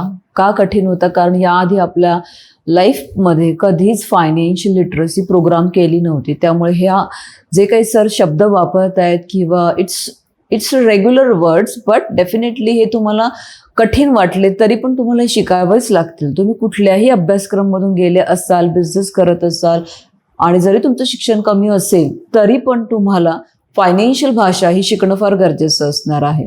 आणि नक्कीच याच्यामध्ये एक्सपर्ट्स अवेलेबल आहेत. त्यांचं मार्गदर्शन जर तुम्हाला घेता आलं तर तुमचा वेळ, एनर्जी, पैसा तुम्हाला वाचवता येऊ शकतो. तो जाता जाता मी एक लास्ट क्वेश्चन नितीन सरांना विचारते की सर, एखादी व्यक्ती चांगले पैसे पण कमवते, ती इन्व्हेस्ट पण करते, बट त्याच्याकडे फायनान्शियल रोडमॅप नाही आहे, कन्फ्यूज स्टेजमध्ये आहे. त्या कन्फ्यूज स्टेजमधल्या व्यक्तीला क्लॅरिटी आणि कॉन्फिडन्समध्ये कसं कन्वर्ट करायचं? काय स्टेप्स आहेत किंवा कशा वेळी त्यांनी बघायला हवं याला? इंटरेस्टिंग आणि खूप चांगला क्वेश्चन. ज्याचं इन्कम चांगलं आहे, राईट, इन्व्हेस्टमेंट पण करतो, पण रोड मॅप नाही. हे का होतं माहिती आहे का? कारण यांनी मेजॉरिटी लोक काय करतात ना, हे फॉलो केलेलं आहे. राईट. यांनी बिलकुल पण financial literacy principle base understand नाही केले. रिस्क मॅनेजमेंट काय आहे, डायव्हर्सिफिकेशन काय आहे, इन्शुरन्स प्रिन्सिपल काय आहे, राईट, इन्व्हेस्टमेंट स्ट्रॅटेजीचे प्रिन्सिपल काय आहे. प्रिन्सिपल मिसिंग आहे, लॉज मिसिंग आहे, जे अनब्रेकेबल लॉज आहे. तर अशा व्यक्तीला पहिल्यांदा डीप रिअलायझेशन अवेअरनेसची गरज आहे की जे काय तो आज पैसे कमवतोय आणि त्याच्यानंतर तो इन्व्हेस्ट करतोय, तर ते इन्व्हेस्ट का करतोय, कशासाठी इन्व्हेस्ट करतोय, कशासाठी एवढी रिस्क घेतोय, भविष्यामध्ये असे कोणते गोल्स आहेत, ऑब्जेक्टिव्ह आहेत, ज्या गोल्स आणि ऑब्जेक्टिव्हसाठी तू सातत्याने कन्सिस्टंटली इन्व्हेस्ट करणार. कारण जर तुम्ही एक सक्सेसफुल इन्व्हेस्टरचं एक्झाम्पल काढलं ना, तर सक्सेसफुल इन्व्हेस्टर शेवटच्या श्वासापर्यंत रेग्युलर इन्व्हेस्ट करतो. आता या व्यक्तीला शेवटच्या श्वासापर्यंत इन्व्हेस्ट रेग्युलर करायचं असेल एका सर्वसामान्य व्यक्तीला, तर नक्कीच त्याला इन्स्पिरेशन लागेल ना. कन्सिस्टन्सीचा अर्थ काय असतो? नाही, रेग्युलर सातत्याने एखादी गोष्ट 5 वर्ष, 10 वर्ष, 15 वर्ष, 20 वर्ष सातत्याने करणं, दॅट इज कॉल्ड कन्सिस्टंट. आज गेल्या 20 वर्षापासून मी कन्सिस्टंटली रेग्युलर जिम मध्ये वर्कआउट करतोय, कन्सिस्टंटली इन्व्हेस्ट करतोय. का करतोय? कारण रिअलायझेशन स्ट्रॉंग आहे. एखादी गोष्ट कन्सिस्टंटली तुम्ही तेव्हाच करू शकता 15 ते 20 वर्ष. दॅट मीन्स तुम्हाला त्या गोष्टीमधलं खरं गांभीर्य माहिती आहे, का हे करता याचं वाय माहिती आहे. 2-5 रिझनने तुम्ही कन्सिस्टंट इन्व्हेस्टर नाही बनू शकत. बरेचशा लोकांना क्वेश्चन विचारलं, का इन्व्हेस्ट करताय? नाही, मला फायनान्शियल फ्री व्हायचं. नाव माय सेकंड क्वेश्चन, फायनान्शियल फ्री का व्हायचंय? जर सेकंड क्वेश्चन मध्ये ही गोष्ट येते की त्याच्याकडे 2-5 रिझनच आहेत फायनान्शियल फ्री का व्हायचं. से फॉर एक्झाम्पल, कॉर्पोरेट जॉबमधून बाहेर यायचं, नंबर 1. बॉसचा कंटाळा, पॉलिटिक्स आहे. सो हार्डली 3-5 रिझन येतात. पण अवर रोल इज की जोपर्यंत त्याला ब्रेन स्टॉर्मिंग करून 40-50 रिझन बाहेर नाहीत ना, तोपर्यंत त्याला रिअलाइज नाही होत ना. We ask consistent question. जर तू तुझ्या फायनान्शियल लाईफमध्ये भविष्यामध्ये हे जे काही करतोयस, रेग्युलर इन्व्हेस्टमेंट, हाय इन्कम आहे, आणि पुढच्या 10 वर्षामध्ये 1-2 फायनान्शियल मिस्टेकने तुझा फायनान्शियल लॉस झाला, तर तुला कसं फील होईल? That kind of question. तर अवेअरनेस फार इम्पॉर्टंट आहे, रिअलायझेशन फार इम्पॉर्टंट आहे. आणि अवेअरनेससाठी जास्तीत जास्त क्वेश्चन्स, ओके, जितके क्वेश्चन्स आपण त्याला विचारू तितकं त्याचे आन्सर्स येतील, तितके आन्सर्स तितकं तो ओपन होईल, त्याला रिअलाइज व्हायला लागेल की मी हे का करतोय. आणि मग ते कन्सिस्टंटली जाण्यामागचा तो प्रोसेस आहे. कारण जर तुम्ही इन्स्पायरच नाही, आज सगळ्यांना माहिती आहे हेल्थ इज वेल्थ, हेल्थ आणि वेल्थ एकाच शब्दात आले. सगळ्यांना माहिती आहे की रेग्युलर वर्कआउट केल्यानंतर रिझल्ट येतो, चांगला रिझल्ट येतो. सगळ्यांना माहिती आहे कंपाऊंडिंग बेनिफिट मिळतो. पण सगळ्यांना माहिती आहे, पण सगळे कन्सिस्टंट का नाही? अवेअरनेस नाहीये, रिझन नाहीये. आणि त्यामुळे काय होतं की 1-2 शॉक येतात ना लाईफमध्ये, तर लोक इन्व्हेस्टमेंट थांबवतात. बरोबर. म्हणजे भारतीय लोक म्हटलं ना, रेग्युलर इन्व्हेस्ट नाही करत, ऑकेजनली इन्व्हेस्ट करतात. रेग्युलर इन्व्हेस्टमेंट म्हणजे 10 वर्ष, 15 वर्ष, 20 वर्ष रेग्युलर. फार टफ आहे, होत नाहीये कारण Yeah. स्ट्रक्चरच नाहीये, त्यामुळे Yeah. All the time they are withdrawing the money. बरेचसे लोक म्हणतात की तुम्ही जिम मध्ये जाता, मग तुम्ही खूप असे मसली मॅन का नाही आहे. हा, तर माझं आन्सर त्यांना असतं की ठीक आहे, डेफिनेटली मी जातो रेग्युलर 20 वर्ष जिममध्ये, बट मी सगळ्यात कन्सिस्टंट आहे. 20 वर्षामध्ये 20 मिस्टर युनिव्हर्स येऊन गेले आणि ते आज घरीच बसलेले, ते कन्सिस्टंट नाही आहे. त्यांना मिस्टर युनिव्हर्स व्हायचं किंवा टायटल जिंकायचं होतं म्हणून ते जायचं. मला माहिती आहे की मला का जायचं. जर मी हेल्थवरती आज काम करतो तर नॉर्मल आन्सर आहे 48 माझं करंट एज आहे. माझ्यावरती फॅमिली डिपेंड आहे. मुलगी माझी 15 वर्षाची आहे, आई आहे माझी 70-72 वर्षाची, माझ्यावरती फायनान्शियल डिपेंड आहे, फॅमिली डिपेंड आहे. जर मी बॅड हेल्थमध्ये असेल आणि अचानक मला काही झालं तर भविष्यामध्ये ते फायनान्शियल चॅलेंजेस फेस करतील. दो वी हॅव क्रिएट वेल्थ, तरी पण. आणि जितके जास्त वर्ष मी चांगलं काम करीन, चांगलं हेल्थवरती फोकस करीन, इन्व्हेस्ट करीन, तितकी माझी पॉसिबिलिटी आहे जास्त अजून बेटर करण्याची. आणि तितकं त्यांच्यासाठी मी सपोर्ट करू शकतो. अवेअरनेस जाता जाता मी सांगेन की फायनान्शियल अवेअरनेस, जे काय करताय, इन्व्हेस्टमेंट का करताय, कशासाठी करताय, बसा शांत, 50 रिझन शोधा का फायनान्शियल फ्री व्हायचं आहे, नाही झालं तर काय होईल. रिझन जितकं स्ट्रॉंग असेल ना तितकं तुम्ही इन्स्पायर राहणार.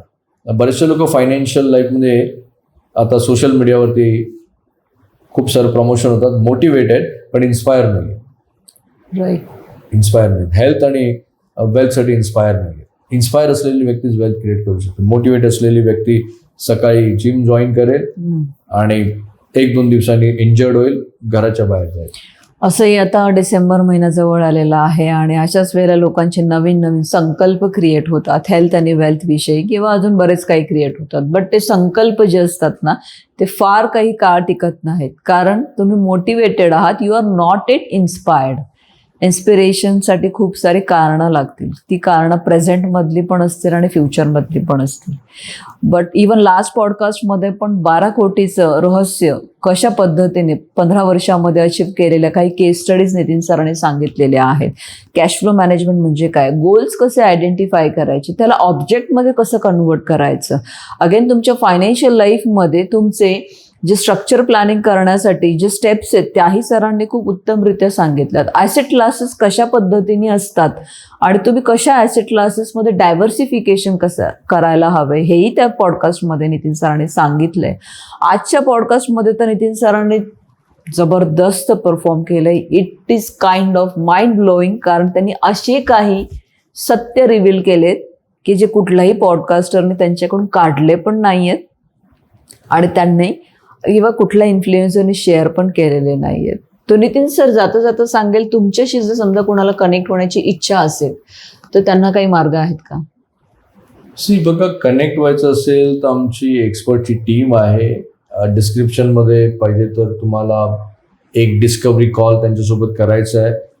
डिस्कवरी कॉलमध्ये जर तुम्हाला तुमचे काय चॅलेंजेस आहेत, राईट, चॅलेंजेस लाईक की तुमच्याजवळ स्ट्रक्चर प्लॅनिंग नाही आहे, स्ट्रक्चर प्लॅनिंग नसल्याकारणाने तुम्ही ज्या इन्व्हेस्टमेंट्स केलेल्या आहेत ही योग्य आहेत की नाही, याचं क्लॅरिफिकेशन, तुम्ही किती रिस्क घेतलेली आहे, भविष्यामध्ये तुम्हाला रिटायरमेंटला किती पैसे लागतील, तुम्ही 60 वर्षाच्या तुमच्याकडे सफिशियंट पैसे आहेत पण पुढचे 25-30 वर्ष त्याच्यातून कसं इन्कम जनरेट करायचं याची क्लॅरिटी नसेल तर एक 30 ते 60 मिनिटाचा डिस्कवरी कॉल तुम्हाला माझी एक्सपर्ट टीम देईल.